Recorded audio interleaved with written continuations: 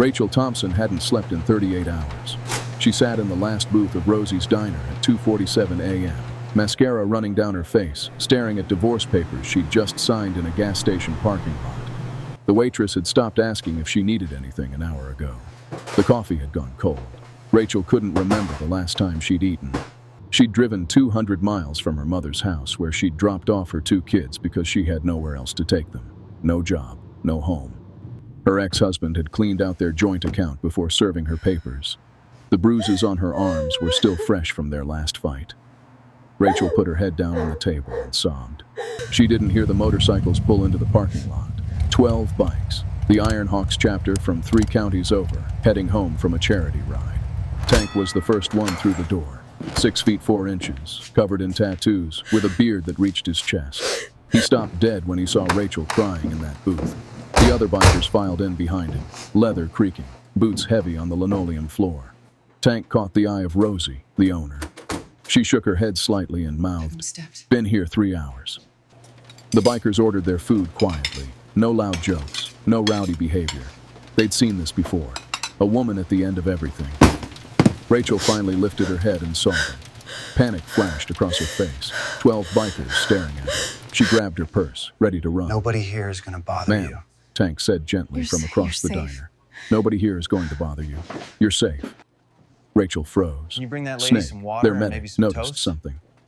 "Rosie, can you bring that lady some water and maybe some toast?" Within minutes, Rosie placed a plate in front of Rachel. "On the house, honey." Rachel stared at the food like she'd forgotten what it was for. "Thank you," she whispered. Thank you. The bikers went back to their conversation, but Tank kept one eye on her. This woman wasn't just sad, she was terrified and alone. Rachel picked at the toast. She couldn't stop the tears from coming. A woman biker approached slowly. Her name was Ghost, and she'd been riding for 20 years. "Mind if I sit?" Ghost asked. Rachel shook her head. Ghost slid into the booth and didn't say a word for 5 full minutes. She just sat there, present but not pushy. Finally, Rachel spoke. I don't know where to "I don't know where to go." I don't know where to go. You don't have to tell me anything. Ghost said. But if you want to "But talk, if you want to talk, I'm listening." I'm listening." The dam broke. Rachel told her everything. The marriage that had turned violent. The money he'd stolen. The kids she'd had to leave with her mother because she was sleeping in her car. The job she'd lost because she kept showing up with black eyes.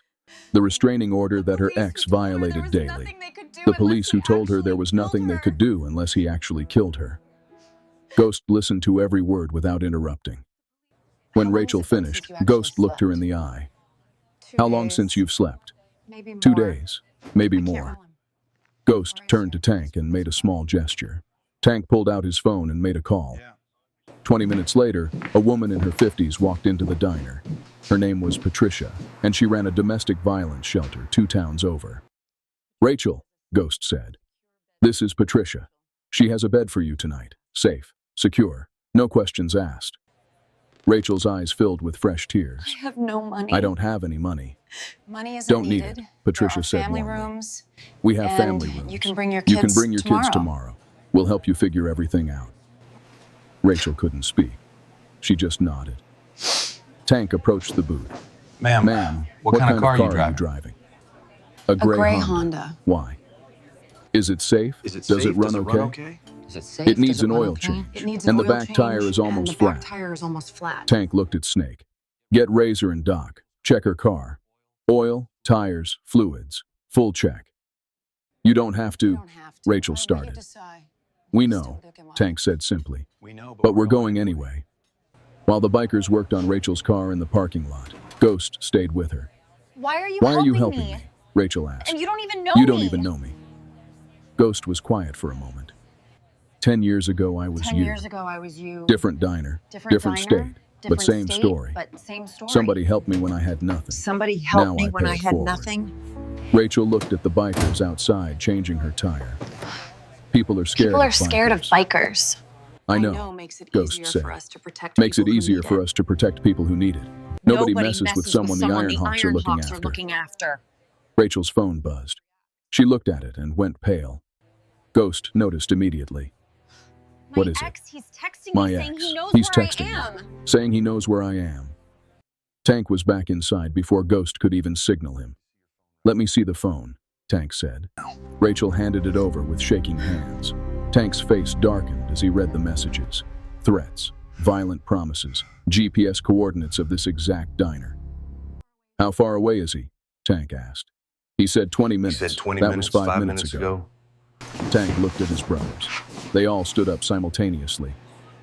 "Rosie, call Sheriff Martinez. Tell him we have a situation." The bikers moved their motorcycles to form a wall in the parking lot. They weren't blocking the road, but anyone pulling in would have to pass through them. I'm so Rachel was sorry. I crying don't again. want trouble. "I'm so sorry. I don't want trouble. This isn't your fault," This isn't Ghost your said fault. firmly. "And you're not And alone you're not anymore." alone anymore. 15 minutes later, a black pickup truck roared into the parking lot. Rachel's ex-husband, Brandon, stepped out. He was big, mean-looking, with rage in his eyes. He saw the wall of bikers and stopped. 12 leather-clad riders stood between him and the diner, not moving, not threatening, just standing there. Brandon's confidence faltered. "Where's my wife?" She's not your wife. "She's not your wife anymore," Saw the Tank divorce said papers she calmly. signed. "Saw the divorce papers she signed. That's between me and her." "Not anymore, it isn't." Brandon reached for his truck door. "I just want to talk to her. And she doesn't want to talk to you," Ghost said, stepping forward. "She has a restraining order. You're violating it right now." Sheriff Martinez pulled up with 2 deputies at that exact moment. The bikers had timed everything perfectly. Brandon saw the police and started backing toward his truck.